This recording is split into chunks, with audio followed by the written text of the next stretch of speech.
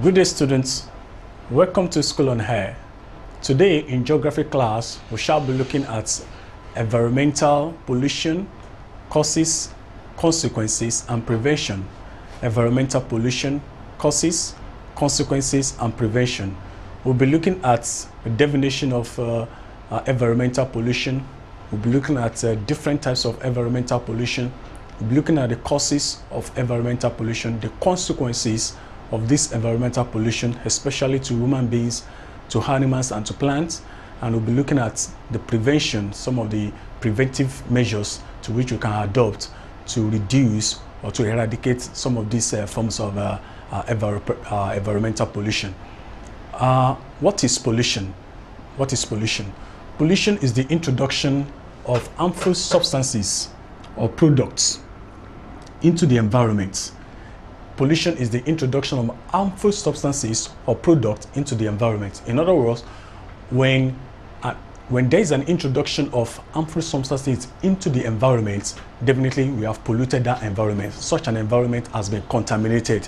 It doesn't matter who tends to introduce into the environment. Once it affects the sustenance or the peace of the environment, whether the people that are living there or it affects the plants and animals that are within that very particular environment, it has become environmental pollution. It tends to pose a lot of danger. It tends to pose a lot of danger to plants, animals, and human beings. So when you're talking about pollution, it's not only limited to plants, or it's not limited to animals. Even human beings themselves, they are being affected as a result of this environmental pollution. What are the major three types of environmental pollution we have? We have water pollution, we have air pollution, and we have land pollution. If you look at this very particular plate you're looking at here, this is a form of water pollution. This is a discharge, an effluent discharge from a particular industry, and this is also a pollution. Also, this is also a form of water pollution, that is dumping of refuse in a particular ditch in the water. So we have water pollution, we have air pollution, and we have land pollution. We'll be looking at each of these pollution one by one. That is the water, the air, and the land pollution. This is a form of water pollution. Now, water pollution can simply be defined as the introduction of harmful substances or contaminated substances into a riverine area or into the hydrosphere, that is water bodies. If you look at this picture, you find out that people have been using this place, or they have regarded this place as a dump site. They are dumping refuse into this very particular area. You can see this is a ditch, this is a drainage, but that drainage has been turned to be a refuse dump site. So they're not dumping water into this refuse, and it's affecting the quality of this very particular water. This water will go to meet with another water, and already this water is being contaminated as a result of series of things that are being dumped into this very particular water. What are the causes of water pollution? Factors that contribute to the water pollution can be categorized into two. And the different groups, we have the point sources and the non-point sources. We have the point sources, and so under water pollution can be classified into two. We have the point sources and the non-point sources. Another name for the point sources is that the one that is discoverable and the one that is not discoverable. You cannot discover it, and the one that can be discoverable and the one that cannot be discovered. Those are the major. That's another word for point sources and non-point sources. Let's look at these point sources. The point sources are the easiest to identify and control.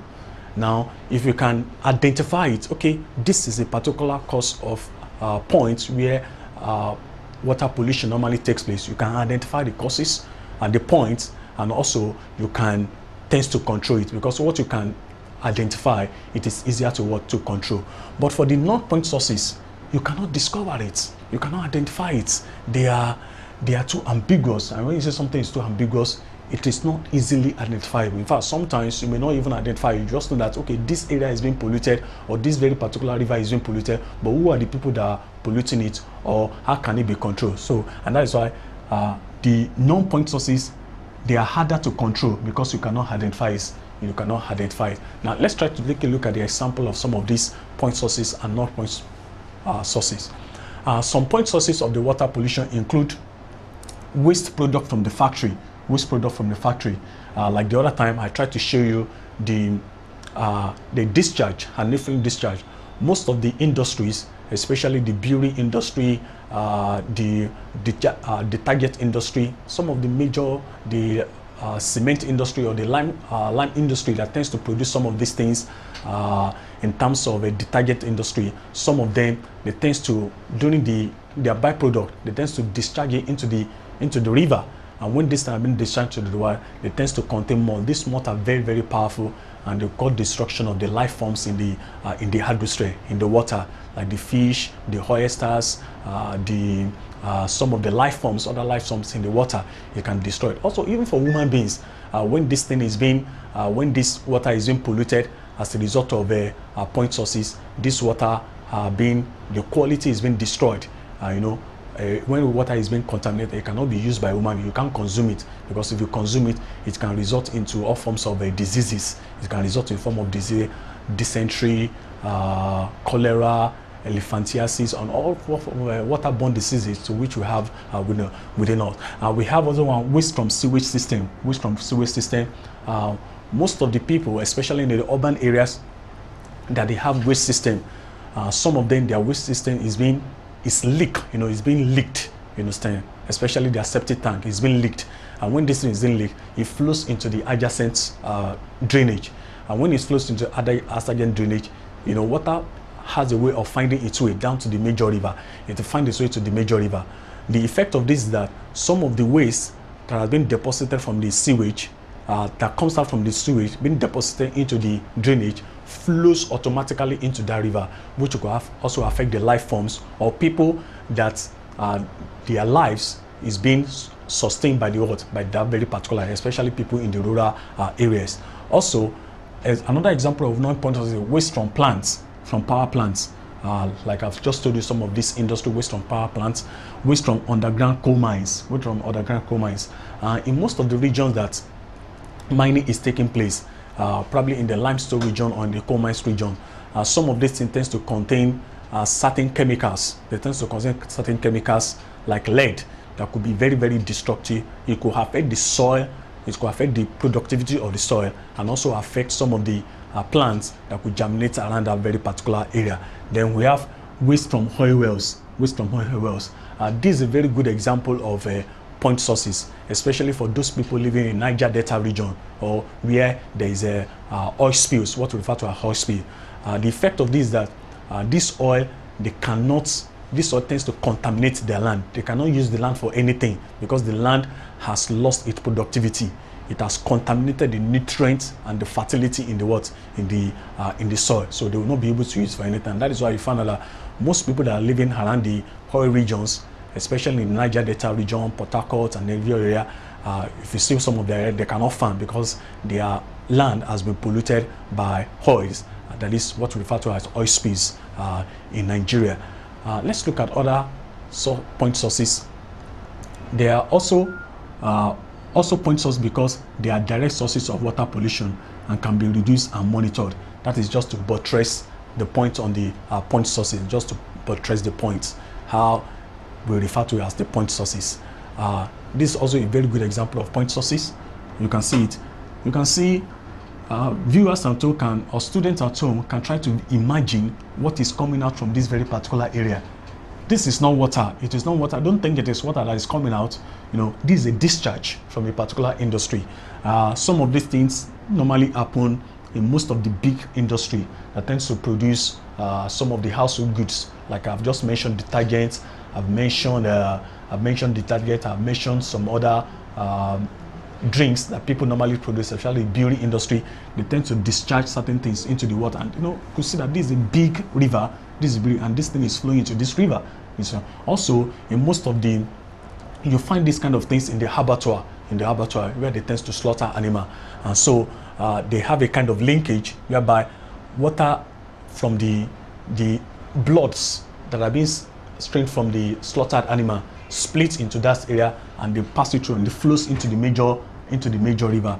So blood can be coming out from this area, and now it will be flowing into the river. That is in the abattoir region where they normally kill, And so imagine this kind of the quantity of this thing flowing into this very particular river continuously every day like that. It will become a time that this river itself will be completely polluted. It will not be useful again.